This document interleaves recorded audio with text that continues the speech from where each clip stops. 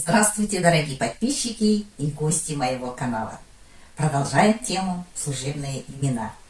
Сегодня у нас очередное слово «сыртында», который заменяет предлог «за», но иногда переводится «снаружи». Например, «Қаланың сыртында саяжай бар». За городом есть дача. Следующее слово «арасында» переводится «между» и «среди». Например, ағаштың арасында жидектер бар. Среди деревьев есть ягоды.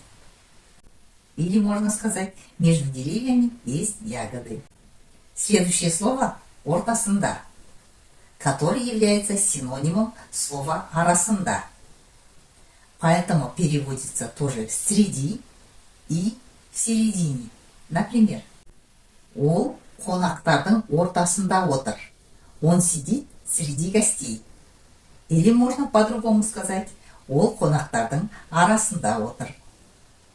На этом мы сегодняшний урок завершаем. А в следующий раз у нас будут еще другие служебные имена. Поэтому не пропускайте уроки, подписывайтесь на канал и до следующей встречи.